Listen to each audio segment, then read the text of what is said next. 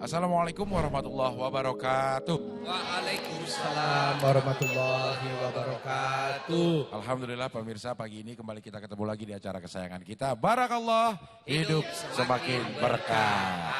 Amin. Dan dari Masjid An-Nikmah dari Citra Grand, kita akan sama-sama membahas tema tentang tetangga masa gitu. Dan sudah hadir di sini ada Indra Bekti. Assalamualaikum Indra. Waalaikumsalam warahmatullahi wabarakatuh. Udah lama kita gak ketemu ya Pak. Ya ampun. Iya. Udah 5 tahun ya, udah gak lama. Iya. Ya ampun, lama banget. Kangen banget aku sama Abdel. Kemarin masih gemuk, sekarang udah gemuk Udah banget. Kurus dong. Udah kurus. Ya. Iya, sehat tapi ya. Yang penting. Alhamdulillah. Dan juga hadir Ustadz yang memberikan pencerahan kepada kita, ada Ustadz Asad Latif. Assalamualaikum Ustadz. Waalaikumsalam warahmatullahi wabarakatuh. Gimana kabar udah? Alhamdulillah. Iya. Aku panggil AA ini udah. Maunya yang mana sih? Saya apa aja yang penting kontraknya Abdel. Ya.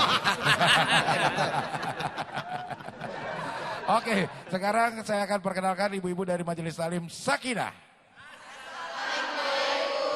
Waalaikumsalam. Kemudian sebelah kiri saya ada Majelis Talim Qonita.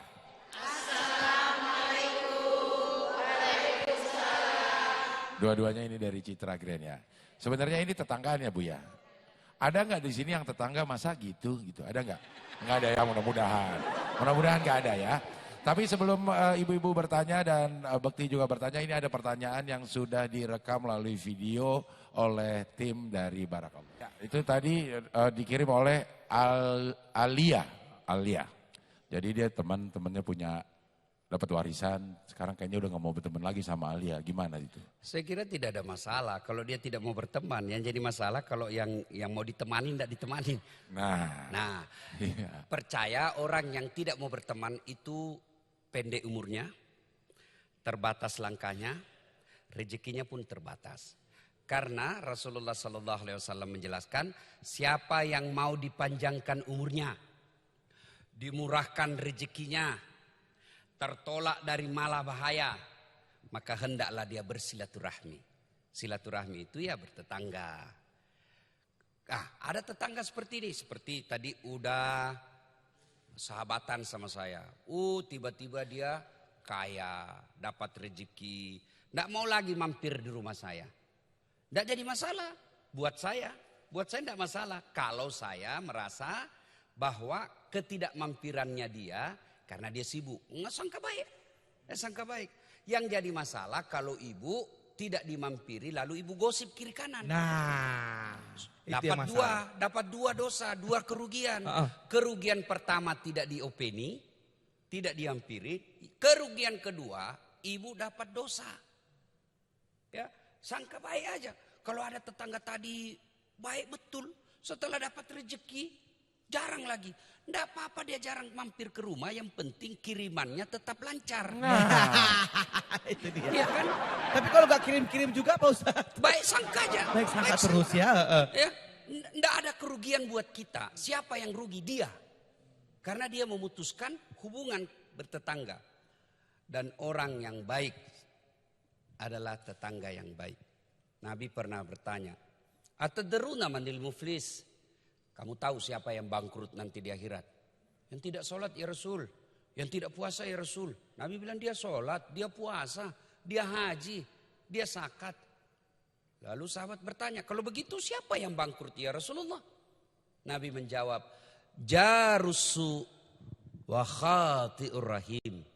Tetangga yang jahat sama tetangganya dan dia memutuskan tali persaudaraan. Dalam Islam tetangga itu sangat mendapat posisi yang sangat istimewa. Contoh, Nabi jelaskan, saya bertetangga dengan Uda. Ini ada pagar. Ya kan? Nah, ternyata Uda menanam mangga.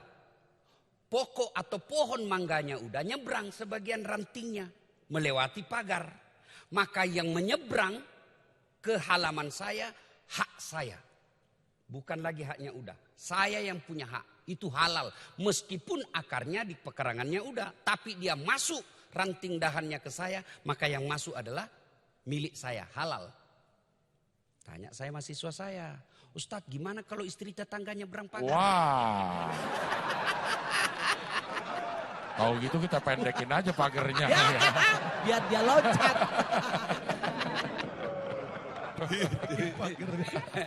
Nah, itulah posisi bertetangga. Iya. Kemudian itu jelas Nabi menginformasikan hak-hak tetangga. Satu, kalau dia butuh utang, utangi. Itu hak tetangga bertetangga. Cuma biasa yang punya utang ini pura-pura lupa utang.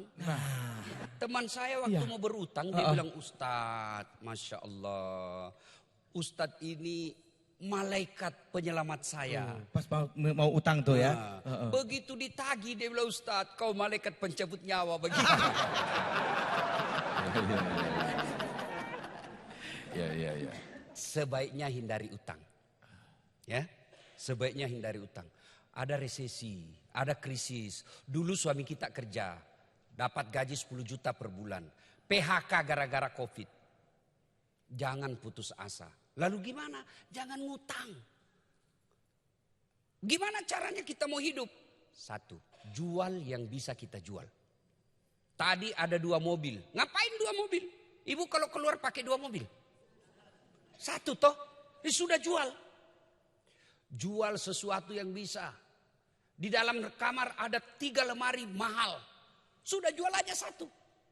Ibu bisa hidup enggak tanpa lemari? Bisa. Tapi nyaman enggak hidup kalau ada utang? Enggak. Maka jual itu lemari. Berlian emas, jual. Lalu pakai yang palsu. Kawin. Iya kan? 3, 2. Cara menyikapi hidup. 2, kalau banyak resistisi ya. 2, turunkan selera. Gaya hidup ya. Gaya hidup. Oh, istri kita kan kalau mau dibeliin jilbab enggak ada masalah. Ustaz, belikan saya jilbab. Baik sayang. Enggak ada masalah beli jilbab. Efek setelah punya jilbab ini yang jadi masalah. Masa jilbab saya enggak serasi tas? Minta dibeliin Itu dia. Warnanya. Efeknya Ya. itu ya. Efeknya itu. Iya. Minta serasi dengan roknya, serasi dengan bajunya. Sepatunya. Iya, semua gara-gara jilbab nih tadi. Maka kalau suamimu tadinya 10 juta, tiba-tiba tinggal 2 juta. Ya. Turunkan selera hidup. Ibu-ibu sudah tidak usah tambah-tambah lagi jilbab. Jilbabnya masih bagus-bagus. Kan itu namanya pandai menyikapi hidup. Iya. Dan yang ketiga, jangan pernah berhenti berdoa. Saya lihat ini ibu-ibu rajin semua berdoa. Amin. Ya kan? Tapi di status. Kok bisa di status? Itu ibu-ibu tuh. Iya. Dan yang keempat, sedekah. Karena sedekah itu tolak bala. Dan yang kelima, silul arham. Datang ke tetangga. Datang ke tetangga. Cuma jangan datang ke tetangga cari informasi. Ini ada datang tetangga. Si ini udah punya ini, udah punya itu, udah punya itu. Itu pasti sudah setan mempermaikan kolbunya ibu. Iya. Maka bertetangga, kalau dia perlu utang, utangi. Tapi lihat-lihat dulu. Gajinya aja cuma 5 juta. Datang mengutang 50 juta. Waduh. Itu bukan membantu, memberikan masalah. Ya. Kalau bagi saya tahu kawan saya ini tidak mungkin bisa. Tapi kan malu juga kalau dia datang dan dia tidak diberikan. Ya. Mengungkapkan saja itu minjam, itu sudah malu buat dia. Maka caranya supaya dia tidak kecewa pulang. Bu, saya mau sekali pinjamin ibu. Cuma lihatlah saya ini, ibu kan tahu sendiri kasihan penghasilan suami saya. Ya, ada sih, saya bohong kalau katakan tidak ada. Ada ibu, tapi anak-anak juga lagi butuh. Ini ada, saya tidak usah pinjamin. Tadinya mau pinjam 10 juta, tapi kasih 500 ribu. Ini 500 ribu, mudah-mudahan saya doakan solusi Allah berikan secepatnya. Amin. Ibu juga kalau dikasih 500 ribu jangan ngomel, pelit betul. Saya bukan mau datang minta, saya minjam. Nah itu juga tidak tahu diri. Ya. 2, hak-hak bertetangga. Kalau dia minta pertolongan, tolong. Tolonglah saya ada masalah dengan ini. Ibu ada kenalan polisi, tolong bantu saya. Tolong dia. Ya. Selama kita mampu menolongnya. Yang ketiga, kalau dia sakit, datangi. Besuk dia. Ya, kecuali sakit hati. Ini agak berat mengobatinya, kan? Nah, Kalau COVID, hindari. Hindari dong. tergantung penyakitnya ya. Tergantung penyakitnya. Nah, ya. Nah, untuk itu semua ibu yang pasti khairun nas anfa'uhum linnas. Sebaik-baik manusia di antara kalian yang paling banyak manfaatnya buat orang lain. Kalau belum bisa memberikan tetangga kita duit, maka berikanlah dia hadiah dengan cara apa? Jangan ada sampai di telinganya membuat dia tersinggung dan marah. Oke. Ya. Ya, Bekti ibu-ibu kata pada kesemutan. Oh, Tanda-tanda tua kayak. iya ya. Ini Bu saya pengen tanya nih Bu ya. Kalau cacing masuk lubang semut, semutnya yang cacingan atau cacingnya yang kesemutan? Iya, intermezzo aja itu, intermezzo aja. Bekti ada yang mau ditanyain Bekti? Iya, nggak ada? Oh ada dong. Oh ada ya? Ada dong. Ya, harus Masa nggak ada ya? Iya. Oh, ya. Ada dong Pak Ustadz. Ya. Pak Ustadz ini kan ART saya tuh kan cerita. Tahu ART ya Pak Ustadz ya? Apa itu? Asisten rumah tangga Pak Ustadz. Oh, Kalau oke. IRT ibu rumah tangga. Ya. Oke, ya. Jadi ART saya cerita dia tuh kebetulan ngontrak kan di belakang komplek gitu kan. Nah tapi yang punya kontrakan tuh selalu masuk rumah. Nah katanya tuh pernah saat keluarganya tuh masih tidur, yang punya kontrakan itu lagi di dalam, alasannya ngecek rumah, padahal lagi kepoin isi rumah Pak Ustadz, begitu. Nah jika ada barang baru dia sewot. Sebenarnya ada bertetangga yang baik itu seperti apa ya Pak Ustadz? Dan apakah walaupun orang tersebut ya mempunyai kontrakan itu, apakah bisa seenaknya masuk rumah orang? Oke. Gitu. Satu, masalah ini solusinya buat poin-poin kontrak. Kontrak kerjasama, apa sih namanya itu? Perjanjian Kontrak sewa, ya. Perjanjian kontrak Hitam di sewa. atas putih Iya. gitu. Setelah saya kontrakkan rumah saya, menurut Islam, saya tidak boleh seenaknya masuk. Meskipun saya punya rumah, tidak boleh lagi. Maka jelas itu harus kontraknya. Kalau dia melanggar, boleh dipolisikan. Karena dia melanggar. Itulah sebabnya setiap ada akad, perjanjian, kontrak, apalagi kontrak seperti ini, harus jelas, tertulis. Supaya ibu terhindar dari kasus seperti ini. Ternyata dia tidak mau buat surat kontrak seperti itu. Dia tidak mau. Solusi kedua, cari kontrakan lain. Karena bahaya kalau yang punya rumah masuk seenak-enaknya. Kalau saya ngamuk saya. Iyalah. Ngamuk saya. Apalagi kalau dia sampai masuk kamar. Berkelahi saya. Ya kan? Saya sudah kontrak. Kewajiban saya sudah bayar. Kewajibanmu hargai saya. Saya sudah sekarang ini bukan saya yang punya rumah. Tapi saya yang punya tempat sekarang ini. Ya. Berapa lama Ya, yang kontrak dia itu kan? bikin kontrak gitu. Nah, poin yang penting lagi pertanyaan tadi adalah ada orang suka kepo. Iya. Mau tahu semua urusan orang. Padahal urusannya sendiri dia tidak tahu. Jadi ibu-ibu lebih baik sibuk dengan urusan rumah tangga kita. Iya. Daripada sibuk ngurusin rumah tangga orang lain. Ya, maka orang yang mau maju, orang yang mau memperbaiki diri, maka dia lebih banyak waktunya untuk ngurusin rumah tangganya daripada orang lain. Pada lemes banget. Ada yang mau nanya Bu? Saya. Nah, gitu. Oke, udah siap banget kayaknya Ibu. Silakan Bu. Bismillahirrahmanirrahim. Assalamualaikum warahmatullahi wabarakatuh. Waalaikumsalam warahmatullahi wabarakatuh. Saya Indrawati Khadijah ya Pak ya. Dari Siapa, Bu? Mas Ibu. Indrawati. Indrawati. Khadijah. Indra Bekti sama. Indra Bekti. Indra Bekti Hadijah juga? Bukan. Ini Indrawati Hadijah. Iya dari MT Sakinah. Iya. Ustadz belakangan ini belum lama ini ya ada kejadian viral. Orang menembak jalannya itu karena mereka parkir menghalangi mobil keluar masuk mobilnya dia. Terus apakah perbuatan seperti itu menurut Ustadz gimana? Oke, Ya. ini pernah viral nih Ustadz. Iya. Ada Iya. tetangga yang nembok akses masuk ke rumahnya. Karena si Iya. tetangganya yang di tembok itu suka parkir motor sembarangan. Dibilangin kagak mau tahu, malah ngehina-hina, akhirnya ditembok sekalian. Satu ibu, menerima informasi begitu, jangan ikut nyebar-nyebarkan tanpa pengetahuan. Iya. Karena mereka pasti punya urusan bertetangga, ya. Selalu sangka baik. Jadi kalau ibu dapat berita, ibu tidak usah komentar kalau tidak ada kepentingan. Ambil sisi positifnya. Oh dia tembokin, oh ternyata begitu jelek. Yang sudah, Tapi jangan ikut campur di situ. Kan pasti ada perkaranya. Dalam dunia jurnalistik ada disebut berita yang objektif itu berimbang. Saya lihat waktu itu di salah satu stasiun TV kan tidak berimbang.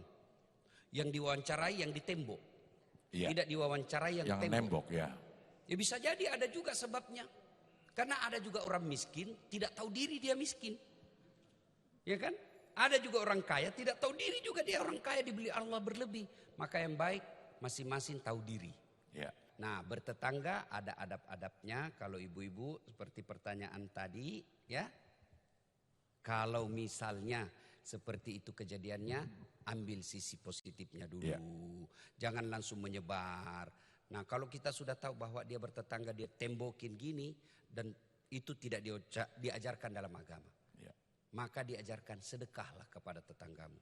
Kalau saya bertetangga, lalu saya sakit, kampung saya tinggal di Jakarta, tapi kampung saya, saudara kandung saya ada di Sulawesi Selatan. Kebakaran rumah saya, siapa yang dulu datang menolong saya? Tetangga kan? Maka tetangga adalah saudara terdekat dalam hidup. Iya, oke, baik. Nah, ada video viral dari Liputan 6 nih dan nanti kita akan minta pendapat dari Ustadz Dasar. Iya, jadi ada orang yang meninggal dan pada saat penguburannya katanya di kampungnya itu laki-laki udah pada kerja semua, tinggal ibu-ibunya aja sehingga orang-orang kelurahan lah yang menguburkannya. Nah. Ya, terima kasih. Dalam Islam Ibu ada Bang Indra, ada disebut fardu kifayah. Ada fardu ain. Fardu ain itu kewajiban pribadi. Sholat 5 waktu, puasa, fardu ain. Ada disebut fardu kifayah. Fardu kifayah ini kewajiban masyarakat bersama. Satu diantaranya menguburkan jenazah. Artinya ketika jenazah tadi tidak ada yang kuburkan, maka satu kampung itu berdosa. Ya Allah. Ya. Nah, saya tidak tahu secara pasti. Ya. Kalau kejadian seperti ini selalu bawa sisi positif. Ambil sisi positifnya. Ada apa nih? Ya. Oh, kalau kita orang mau baik, berpikiran baik, ya. Kalau saya mungkin jahat waktu hidup, mungkin seperti ini saya tidak ada yang mau kuburi. Maka sekarang saya hidup, saya harus baik sama orang. Saya harus baik. Baik supaya apa? Nanti ada yang peduli. Nah, kalaupun kasusnya karena tidak ada lelaki di sana, ya meskipun saya tidak terlalu yakin. Iya. Masa satu kampung tidak ada pengangguran di situ. Atau tidak ada pensiunan. Iya, betul. Ya kan? Pun kalau misalnya kasusnya adalah tidak ada sama sekali lelaki di sana. Apa perempuan boleh memikul jenazah? Cuma tidak tahu itu tadi jenazahnya lelaki atau perempuan. Iya. Ya kan? Nah, ibu-ibu boleh. Tidak ada larangan. Kalau memang sudah tidak ada yang bisa menguburkan.